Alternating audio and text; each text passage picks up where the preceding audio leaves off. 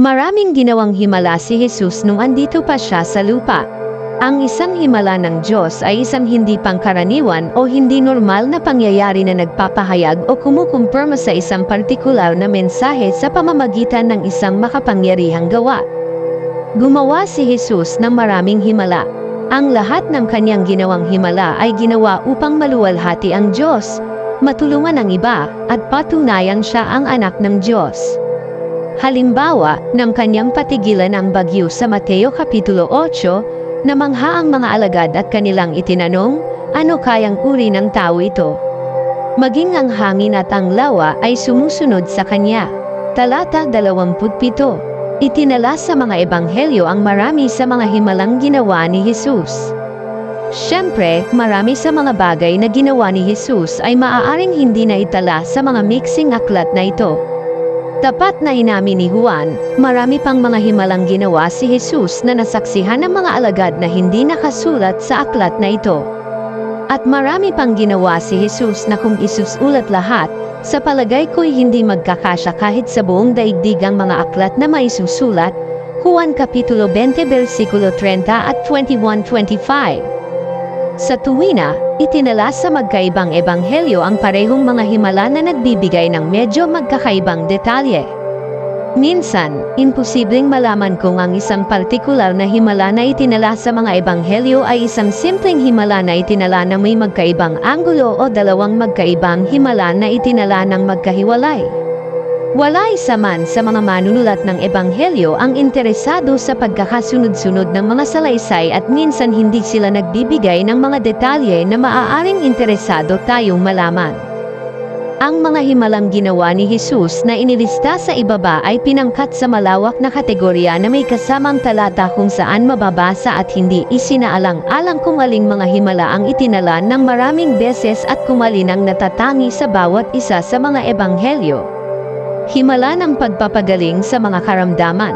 Makikita natin na ang karamihan ng mga himala na itinala sa mga ebanghelyo ay mga himala ng pagpapagaling. Habang gumaling ang mga tao sa kanilang mga karamdaman sa katawan, ang layunin ng mga himala ay hindi simpleng pag-aalis ng pagdurusang pisikal. Laging ang layunin ng himala ng pagpapagaling ay upang ipakita ang isang mas dakilang katotohanan na si Jesus ang may awtoridad na anak ng Diyos. Sa tuwing nagpapalayas siya ng mga demonyo, binibigyang diin ang kanyang kapamahalaan sa kanila. Kung nagpapagaling siya sa araw ng Sabbath, binibigyang diin niya ang kanyang awtoridad sa Sabbath. Gayun din naman, marami sa kanyang mga himala ay nagbibigay diin sa kanyang kapamahalaan sa kalikasan. Wala nang mas maganda pang paraan sa pag-aaral sa mga himala ni Jesus kundi ang pagbabasa sa mga ebanghelyo at paggawa ng isang listahan ng bawat himala at pag-aaral sa ibinigay na paliwanag. Halimbawa sa ikawalang kabanata ng aklat ni Juan kung saan ginawa niyang alak ang tubig. Hindi ito ginawa para hindi mapahiya ang mga punong abala at para lamang bigyang kasiyahan ang kanyang inang si Maria kundi ang pangunahing resulta ay nakatala sa talata 11. Sa pamamagitan nito'y inihayag niya ang kanyang kaluwalhatian at naniwala sa kanya ang mga alagad niya. Minsan ang layunin ng himala ay direktang ibinigay at minsan naman, iyon ay itinala bilang tugon sa mga nakasaksi. Hindi gumawa ng himala si Jesus para lamang magpasikat. Ang bawat himala ay nagtuturo sa isang mas dakilang katotohanan. Partikular na binigyang diin ni Juan ang bagay na ito sa pagtukoy sa mga himalang ginawa ni Jesus bilang mga tanda. Ang pagpapakain sa 5,000 ay isa lamang halimbawa. Nagsimula ang ika-6 na kabanata ni Juan sa pagsasabi na sumunod ang mga tao kay Jesus dahil nakakita sila ng mga tanda. Maaaring isipin ninyo man na ito ay isang mabuting bagay. Pinakain ni Jesus ang maraming tao, mahigit sa 1,000 lalaki bukod pa ang mga babae at bata sa pamamagitan lamang ng 5 tinapay at 2 isda.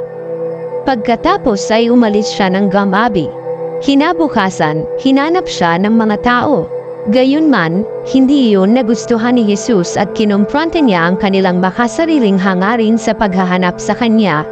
Totoo ang sinasabi kong ito, hinahanap ninyo ako, hindi dahil sa mga himalang nakita ninyo, kundi dahil nakakain kayo ng tinapay at nabusog, Juan Kapitulo 6 versikulo 26. May mali sa kanilang motibo. Hinahanap nila si Jesus dahil nakakain sila ng libre bilang resulta ng himala. Walang duda na iniisip nila na iyon ay isang mabuting bagay.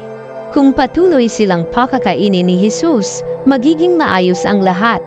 Gayunman, sinabi ni Jesus na hindi nila tunay na nakita ang tanda. Ang nakita nila ay isang himala, ngunit hanggang sa tinapay at isda lamang ang kanilang isip. Ang tanda na ginawa ni Jesus ay nagpapahiwatig ng mas dakilang katotohanan. Bagamat nasaksihan at nakabahagi ang maraming tao sa himalang iyon, hindi nila naunawaan ang tanda na magtuturo sa kanila kung sino si Jesus, ang tinapay ng buhay. Sa buong ministeryo ni Jesus, maraming tao ang nakakita sa kanyang mga himala bilang mga simpleng himala sa halip na makita ang higit na dakilang layunin at katotohanan sa likod ng mga iyon.